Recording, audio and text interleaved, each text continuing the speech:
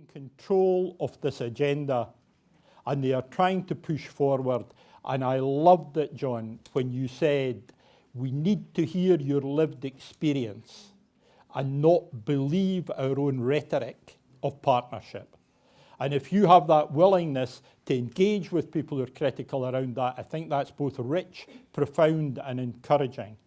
And could I also say that one of the main things that will happen in September at the major conference that's planned with Nadine Burke-Harris, who's the main figure in many respects in that resilience movie that John referred to, will be to talk together about how we make a movement.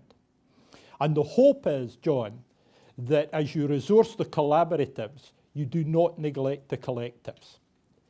Because people in this room come together because they became tired of waiting to be given and decided to take. And I think that's a really powerful message to take back.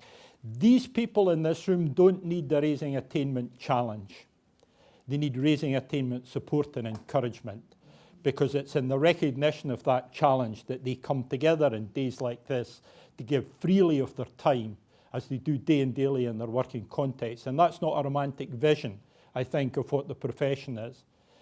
I think that's a genuine view on how people are approaching it. And colleagues like you who give their time across the board and research and gather the academic background to encourage the work that they do, I think deserve huge credit, as do the research-based groups, Peregrine Muckle, I think, and others who are leading across the board.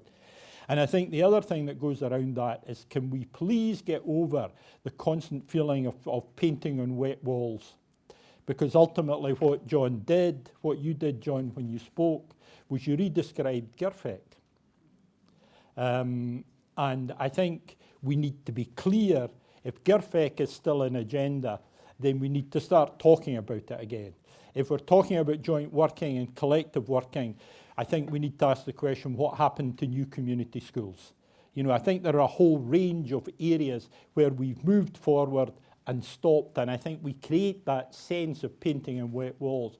And I think you've done brilliantly this morning in terms of demonstrating the importance of purpose.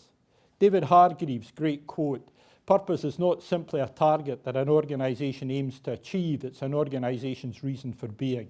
And you could have not been more clear than you were this morning about what the purpose of this government is. And I think you did it with a lack of dependence on notes. You spoke, I thought, freely, and I thought at times you spoke really forcefully from the heart. I thought you respectfully pitched what you said to this audience. I thought that was absolutely wonderfully done. You showed tremendous respect for this audience, and you spoke in regard to that respect. I also think that you demonstrated that genuine recognition, absorption, and repetition of the view of colleagues.